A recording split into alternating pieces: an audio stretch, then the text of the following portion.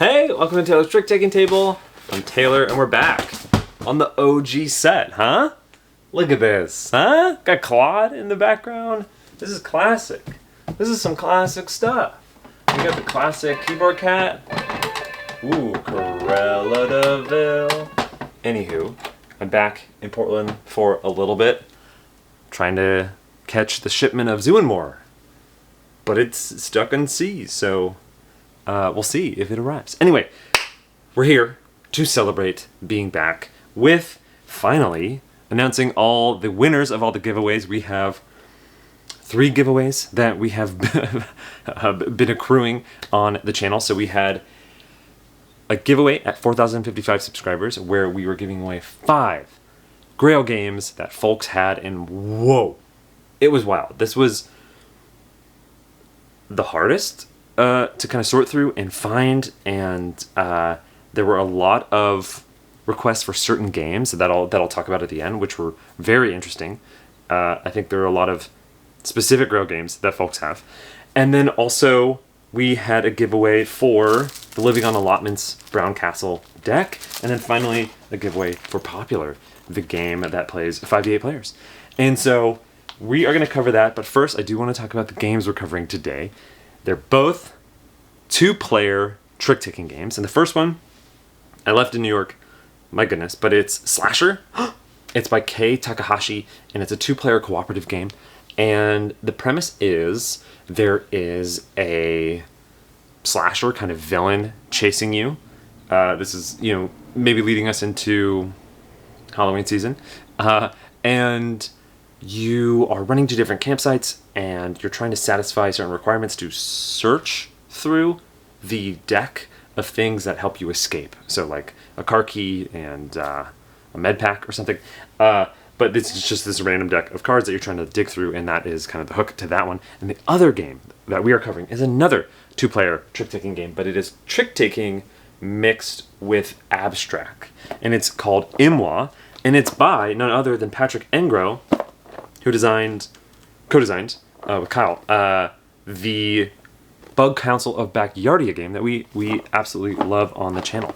So Imwah, the hook is, again, abstract and trick-taking. As you can tell, this looks definitely a little chess-ish, but you play trick-taking to move your pieces, and then your pieces are doing classic abstract stuff. You're trying to get across or capture stuff and that stuff. But before we go to the table and teach those 2-player games, we got to finish the giveaways, right? So first and foremost, let's cover the Living on Allotments Brown Castle game. This was, I believe, going out to people just based on colors, and I found, I think it's Jocelyn Painter, I believe, who, I mean, you gotta trust someone who has Painter in their username. I think they asked their child, I believe, and they said Salmon Castle, huh? Can't go wrong with that. We love salmon. So this is going out. Please reach out, Jocelyn, I believe, and we'll send that off to you. Woohoo! The next one was Popular, and this was for, it was your favorite school subject. And I believe we picked, I don't remember the name, but they picked Jazz Club. And in honor of one of my favorite movies, Whiplash, Not My Tempo, we are sending Popular to them.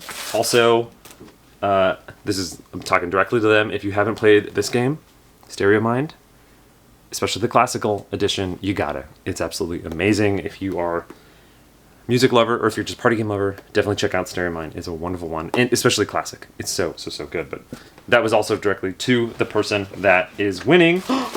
Popular, I'll send that out. Also, reach out.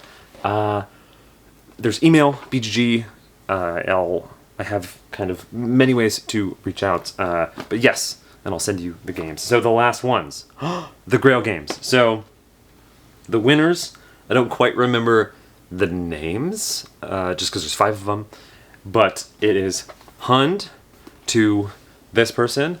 I hope you like dogs. You said Eb/Hun. I hope you like dogs. Speaking of dogs, Vivo, going out to you, this person. Exciting. Ooh. And then Fishing, going out to this person. Double exciting. This is a big one, actually, from last year. Got a lot of buzz. And then, one of our favorites, Yokai and the Pocket Edition going out to someone. I really should have memorized your names. Actually, the last one I did actually remember. Agency by Daniel Newman is going to Tanner, who is amazing. Tanner designed Inside Job and did the art on Zip Zap Zop, the OG edition. So we love Tanner. Tanner, I'm going to kiss this one because it's going right to you. Don't know if that made any sense. Probably shouldn't have said that. That was it. But the biggest ones that were requested, I kind of skipped in a way. So let me explain myself. There were a lot of requests for these games, and I'm just going to list them. And why I possibly skipped them is because they possibly have editions coming out. So we have Savage Bowl was requested quite a lot, and that is coming out from Allplay. Speaking of which, Torchlit was requested, I think, 3 or so times, also coming out from Allplay. Then we have 6 of 8, which recently got announced from 25th Century Games. That is coming out. And finally, there was one game, I can't quite remember what it was called, but maybe that might also, if I only could remember what it was called, maybe that one might have some news. Who knows? Who knows what could happen with that one? Anywho, thank you so much. I loved that one specifically. I mean, maybe for 5055 we do it again because it was so interesting. It was such like a kind of finger on the pulse of what games y'all are really on the lookout for. There's I think it's Tom Vassal, like Vassal's Law or something, where if a game is really good, it gets a reprint. And it was really interesting just to see because that was 6 months ago, I believe, was when that video came out.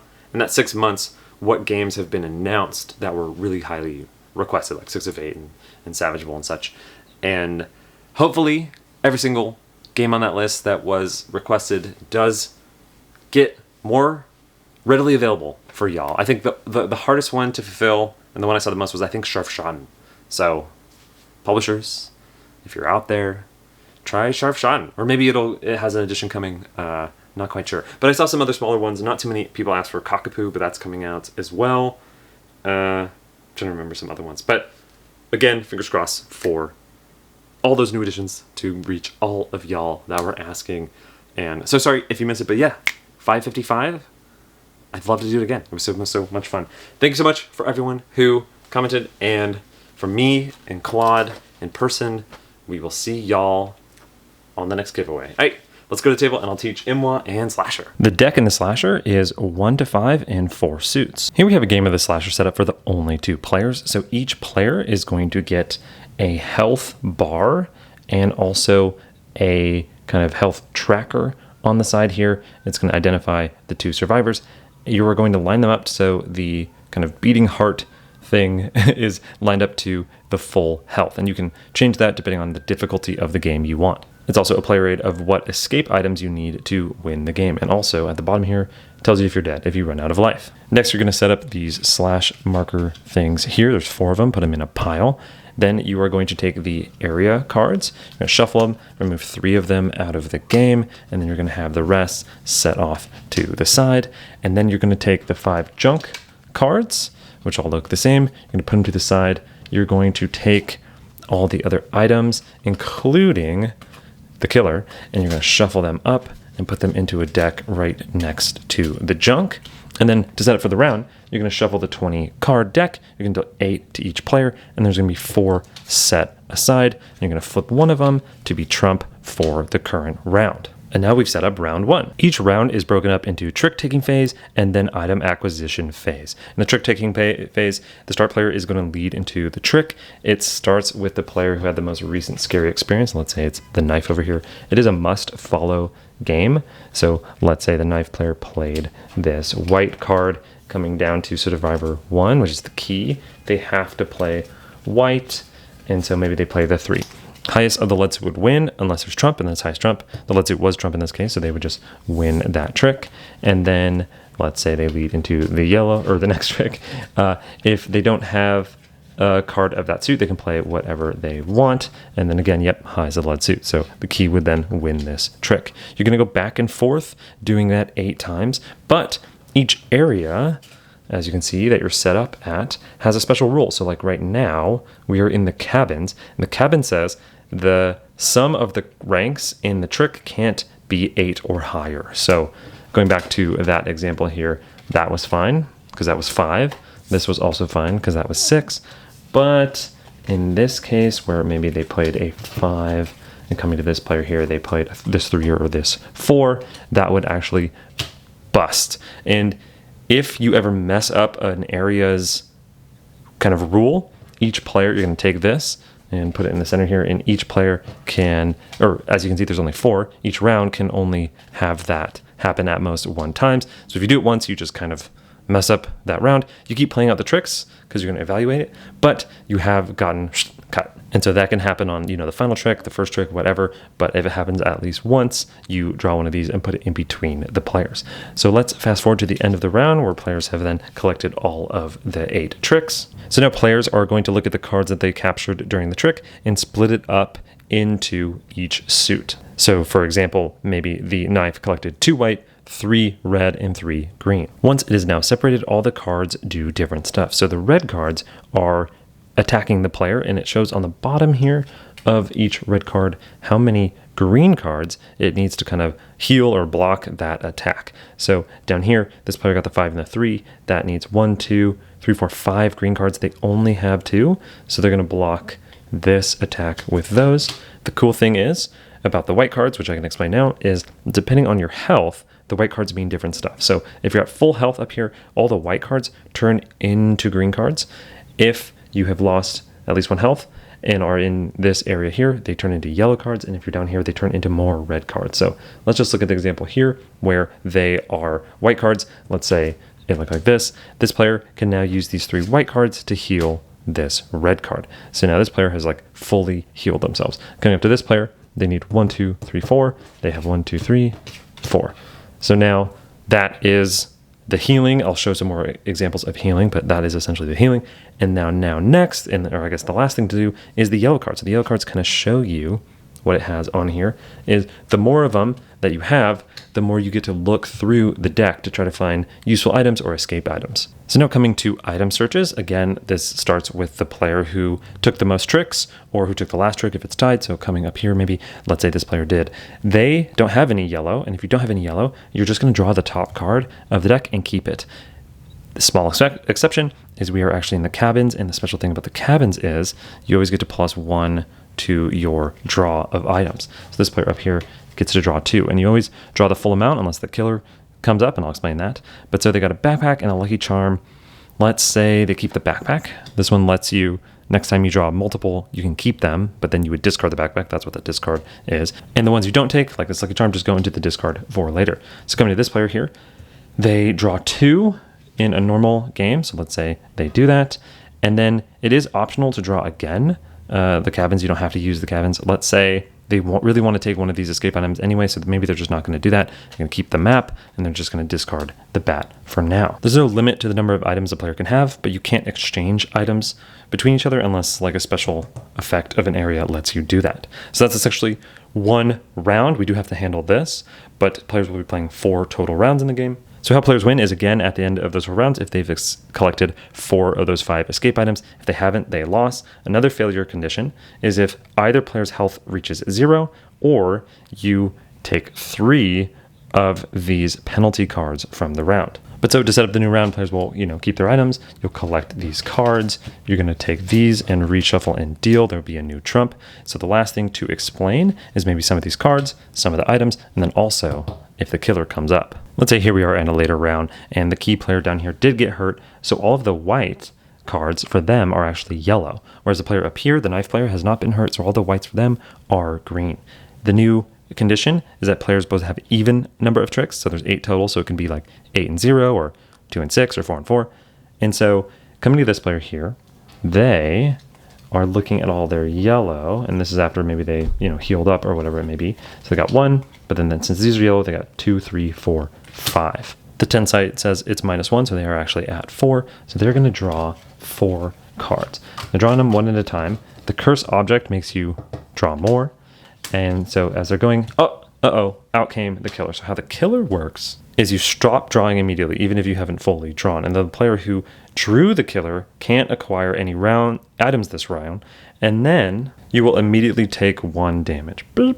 And then afterward, you're going to return all of the items and the killer cards and 1 junk into the deck, shuffle and rebuild. So then you can have it ready for maybe the next player. So like if the killer came out in this one. So it is totally possible randomly to just keep drawing the killer and die, which stinks. So now just covering other things, there's like the med pack, which gives you more health. There are things like the walkie-talkie, which lets you take a card from the discard pile if you want instead of one of the cards you drew. So definitely interesting similar powers like that.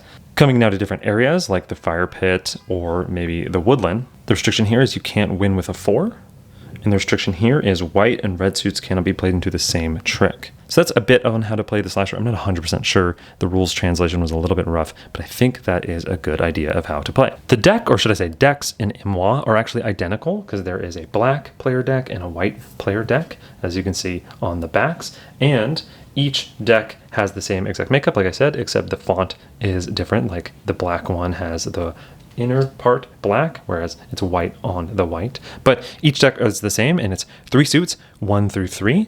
Also, there are 2 kind of wild cards. That is a 4 and a 0. Here we have a game of Imwah set up for the only 2 players. But before I go into this is actually going to be a very short overview, just showing off the basic idea of the game, because the designer, Patrick, has a wonderful video. It's concise, covers great edge cases. It's super clear on their channel. I'll put a link to the description in the description for that video down below. Definitely check that out. It's very, very great. But overall, how this works is it's, again, abstract and trick taking. So the goal of the game is to either get 2 of your pawns onto the opponent's base or capture all your opponent's pieces. How you set it up is there's actually 6 of these boards, double-sided. You're going to shuffle them around, put 4 down. The player who plays the black pieces has a choice to flip, and the white pieces player gets to start off with this blue pawn. This blue pawn is kind of like the leader into the trick. So players have a deck of cards that are identical, and when they lead off into the trick, let's just start right now. So and each player starts with a piece off to the side that's kind of in the capture area. When a player leads into the trick, like let's say the white player decided to lead with a 3 in square, the trick play is kind of like almost perfectly may follow, except one caveat: you can't play the same card that your opponent played. So in this case, this black player can play any card except for the 3 in the square suit. So let's say they played the 2. Well, how it works is first we can evaluate who won the trick. That was this player because they played the highest of the lead suit. And then that player is going to do their movement. So as you can see on the card, there's a bigger section where it has a piece and some movement on it, and then a smaller section. I'll explain the smaller section later. But how it works is you are going to pick one of your pieces that matches that suit, and you're going to move any of them, and you can move them into that space. But the funny thing is here, the white pieces player has only one piece that is on this same suit, so it's this card here. So if they do want to move, they have to pick this piece. And how it moves is kind of like a knight in chess. So they're going to pick this up and maybe carry it over here. And then this player over here is going to move, and so they can pick either that one or that one. They're going to choose this one, and they can move, some of the movement, the whole movement. And you don't collect the trick. Like in a trick-taking game, players just put them off to the side, and it's full knowledge, so you keep them face up so both players can know exactly what has been played by their opponent. Then the player with the blue pawn is going to lead into the next trick, and let's show a different example of how that works. So this player over here, they could have played offsuit, but they want to win this trick, so maybe they play this. So now, since they play the highest lead suit, they are actually going to take the blue pawn, and then they're going to start first. And they're going to move this pawn maybe right here. And then this player is now going to go, and they have an opportunity to capture. So how capturing works is you will move onto the space, capture the piece, and just put it off to the side. You can, however, move through your own pieces. So like if it looked like this player could move over here. Some other quick elements, because I feel like I'm going into too much detail. The 4 is the part of all suits, and so is the 0. And their movement, as you can see here, is 4 is everywhere, and it has a 4, so it's trump. It's essentially the biggest card. And then 0 has a redeploy. So you're going to take any of your pieces that were captured and put them anywhere on the base line. How do you move onto your opponent's base? Well, let's say this is actually what it looked like when this trick happened. This player right here, they can move this piece. Maybe they move it over here. But now when this player goes, they can't move directly to the base. You always have to stop at the back line before you go into the base. So if they were moving this pawn, they would move it here. And then on a later turn, maybe, so it goes like that. Maybe this player leads that. This player follows with that. If, this player does their action, ideally they would maybe want to try to capture that, but I don't know if they can with the play, so maybe they would just move up there. And then this player goes boop. And now the white pieces player is actually halfway to winning. If you play a card that doesn't follow the lead, you have to do the bottom consolation movement. So let's say it was led triangles, and the white pieces player, they decide to play this one of squares. That player would keep the leader pawn because, they had the highest of the lead suit. They would do their stuff, so maybe they move that like this. And then this player down here, they can do the top, but they can do the bottom. So this piece can move, any of those spaces. One of the last things I'll touch on before, again, go check out that video by Patrick, it's great, is you can play any card face down as a turtle action. And as you can see, it has the blue pawn on it. And it has all the symbols, you will immediately win control of the pawn, but you don't get to do anything, sadly. So you'll take the pawn, this player will do their primary action, and then you will actually then get to lead. Also, if you play a card that doesn't have any of your pawns on it, like notice this player led with a circle, and they don't have any pieces on the circle, then you actually forego movement. Oof, don't do that. So yeah, that's the general flow, is you'll play back and forth, rounds. At the end of a round, you're actually going to do a catch-up situation to see who's losing. They'll get a bonus. You're going to actually take all the cards back up, play another round, and you're trying to either, again, catch pieces, all the opponent's pieces, get to the base, or at the end, if that doesn't happen, just have the most points on the board. And that's roughly how to play Imwah. Definitely check out the video. Woo! So that is Imwah, and I don't have it, but Slasher. I'll talk about Slasher later. I don't know where I'll film that one, but that'll be after this. So for now, we're going to talk about Imwah. So I said at the top that this was designed by the Bug Council, or half of the team behind Bug Council Backyardia. And Bug Council, I think it's my favorite at 3. I think at 4 and 5, sometimes it's a little hard to control. But at 3, oh man, I love Bug Council. And I think that's partially because I love Mancala. So I think they do a great job in Bug Council of incorporating Mancala in trick-taking. I think it's a hoot. So, how did Abstract and trick-taking fare? Well, some context, I love abstract games. I have a few pals, Caleb and Chris, who's actually co-designer on Chai Tea Jazz. They both show me just such interesting, dynamic, just fascinating abstract games. Caleb and I love playing like Lines of Action or a lot of the GIF series. And Chris has showed me a lot of really interesting ones, like old ones from Knizia, or really fun ones that can use the same board, right? Like a 5x5 with like the same pieces and stuff like that. I prefer abstracts to fit a few different categories that I just personally love. I love when they go toward an ending. Like all the actions that you do always propel it toward the ending, like Devon. But certain abstracts like chess or Onitama, where you can kind of move back and forth, aren't my favorite. I know that like the games have incentives for players to propel the game forward. I just kind of love the elegance of an abstract that always moves toward an ending. I don't know what it is. And then also I love where the actions are very clean and repeatable. Sometimes abstracts are like, you can do this, except on the first turn, you have to do this. Or like, sometimes if it gets into this situation, you have to do this. And I just love abstracts that are just so clean, Intermezzo is one that I've really been digging so far. You always just either put down a piece, or you call Intermezzo, and that just puts down more pieces, essentially. I'm not going to teach that game. And then it's a race to put down your pieces. And so it's just super clean. It's a Knizia. It's great. I actually think it's a hoot. Check it out. But to Imwah, with that huge abstract preamble out of the way. So I came into this with a lot of expectations from Bug Council, from my preferences on abstracts, and then also obviously trick-taking. So I'm going to try to capture all those angles. I'm going to try to talk to it as just like a game in and of itself, but also, is it a good abstract? Is it a good trick-taking? And is it a good abstract trick-taking game? And as a small aside, it's really funny how there's a BGG list for certain things, like party games or war games, but on BGG they have top abstracts. And a lot of times there's trick-taking games on abstracts because, hearts is just a deck of cards, or like bridge and spades are just decks of cards, which are, just abstract suits and ranks on a piece of paper, I guess.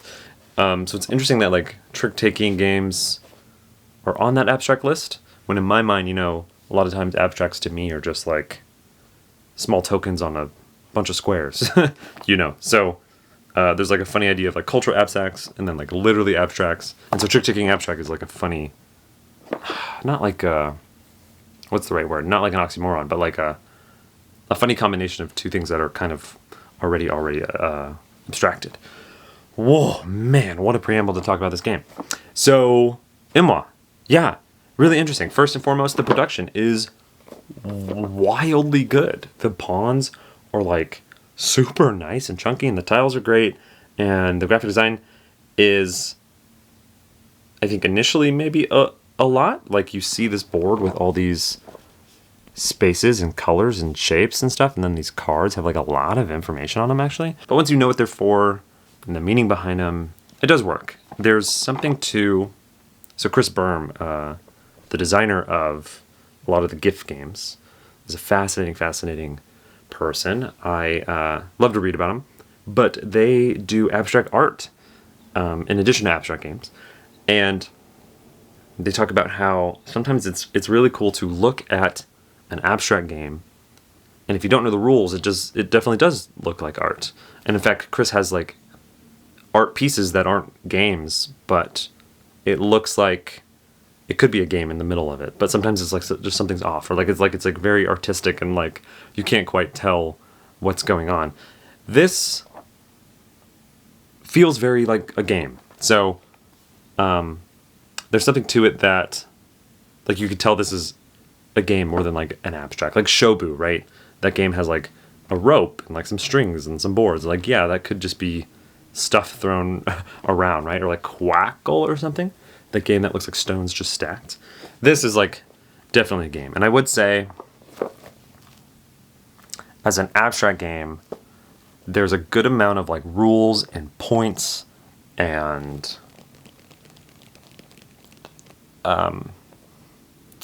overhead, maybe is the right word, that makes it a little more than like an abstract game. So, coming from an abstract angle, it has that happening. But I think in terms of like the goal of an abstract game, where you just want to get your pawns to the other side, it has that end game. So it has that feeling of an abstract to kind of propel it forward. But I think there's like a good amount of rules here for me that makes it like if I'm like, I want to play an abstract game, I wouldn't 100% pick this just because it doesn't have quite what I want from an abstract game. But to the package of mixing abstract and trick-taking, I think it does a good job.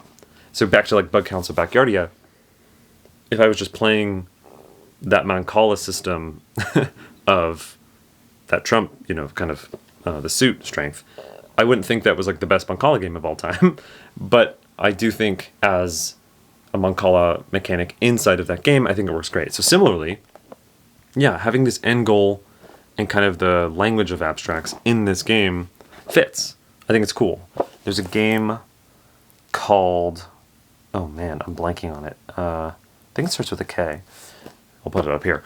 But it's the game where the color you're on dictates the space you move, I believe. And it feels like this, where the color of the trick that you play dictates what piece you can move. It's Kamisato. I know I'd probably put that up there, but my brain could not get past it. So, Kamisato. It feels like it has elements of abstracts, though. So, while I love abstracts that have like very simple rules and stuff, and this one has a fair amount over it, and like points and like catch-up mechanisms and stuff like that, that kind of pull it from being like a pure abstract. I think the abstract elements are good. I love the restricted movement. I love the common goal. I think having that kind of language of just get across and capture pawns or like move to the end has like the goal and the scoring of an abstract in an interesting way. Besides like the points that I don't love. Like there's like some kind of math to kind of make the game always end at 3 rounds, which feels, again, a little clunky for an abstract. But back to the kind of overall sense of it, I think the trick-taking element is pretty good. It's very loose. We've talked before on the channel, there's like a spectrum of must follow to must not follow to like Plotter's Ink or Vivo, which has some interesting kind of must-ish follow or may-ish follow, all the way to like Stick'em or Stick'em where it's like fully may follow, right? In this one, you can play anything but the specific card I play. So it's almost like the closest to may follow that you could get it's, without it being fully may follow, which I think is really funny. So kudos to this game, towing the line as far as it can to may follow without actually technically getting there. So this is a fun new point on this barometer that I have just in my mind and that we talked about on the channel of must follow to may follow. Kudos to Imwah. So I think the trick play it's pretty open, but as you play, you're restricted on what you can play, and you can play off that because it's open information, which is, again, like a thing of abstracts. I like that the trick taking is perfect information, open information. You have the same exact cards as the other person. Like the equality and the open info helps make it feel like an abstract. That's another kind of feather in the cap. But the trick taking, even though it's very open, can lead to some very restrictive things. Like if you notice your opponent having pieces that aren't on certain colors, you could play into that and make sure you're winning certain tricks that are strong in those colors. And it's nice that like there's a spatial element mixed with the trick play. I talk about this with some of like Sail Legacy, where the board can really just change so much to like the trick play. It's cool to think about two different things and how they interact with each other. The numbers, aren't too big, and they make sense with like the spaces of the movement. That's a nice interaction there. I also think being able to gain control is a nice, important thing. Using the 0s and the 4s are also really impactful. I do love abstracts that can have different end conditions, and this one has capturing or getting to the end. I've seen both, which is fun. I think overall it's a really fun package. I love how it takes elements of abstract and elements of trick taking and it blends them really, really well. And it's similar to echoes of Bug Council Backyardia. While it wouldn't be like a good Mancala game and similar, this isn't like my favorite abstract game by any means. How they marry the two and how the two kind of inform each other is really interesting, and it works really, really well. I think overall, actually, I like pretty much everything that this does and what it's trying to do in marrying the two. If you have a lens of, I'm playing a hybrid because it's loose for trick taking, and it uses elements of abstract that I don't know if it's an interesting one where, like, if I want to play a trick taking game, I don't know if I'd 100% pick this one, and if I want to play an abstract game, I'd 100% pick this one. But it feels that really wonderful, interesting combination of the two, where it feels like a different piece, and it is interesting and fun to play. So I think Imwah is great. I have a great time with it. It just has kind of an expectation thing. Like if I had to pick cons for the game, I think the rules, there's some like little rules that I don't love, and also like it forces kind of a 3-round game, which I think makes sense. I wouldn't want this to go very long, but also it feels a little silly to count up like points in the game and see how well you did after 3 rounds in an abstract game. Again, it's not really an abstract game, but I almost just wish the end game was as interesting as the play. And also like the catch-up feels weird in a game that looks and can be elegant in the gameplay to have things like the catch-up in the end game. But overall, yeah, I think Imwah's a good time. Wow, that was a long final thoughts for me, essentially just to say that. So if you like trick-taking and abstract games and you wanted to see a nice mix of the two that doesn't quite feel like either of the genres, but has like whiffs of it, check out Imwah. I think it's a good time. Alrighty, go to Taylor, who's talking about Slasher. Bye. And Slasher! I found it. Well, this game's interesting. It's close to being good. There's a few things that hold it back. First and foremost, it's funny how in some elements the graphic design is awesome. It's super cool. Like, it looks, they got such a good aesthetic with the font choice and the art, and how even the packaging looks like kind of like folded and stuff. Like it's from like a, 70s, 80s kind of slasher horror film. And the areas themselves, they look good. I think it's cool how they have like kind of the wear on the cards. A lot of the symbols make sense. But my goodness, the fact that all the areas have the same back as the player backs, like the health, as the marks for if you mess up, as the items, as the playing card deck even. It's the most frustrating thing in the world when you have like a ton of different types of cards, especially when they're not divided and it's just like in a deck. Like the fact that they didn't change up the backs baffles me to no end. And it's frustrating because it makes the game extremely annoying to set up and to play. Especially for just like kind of like obviously not a micro game, but a pretty small game with not that many components.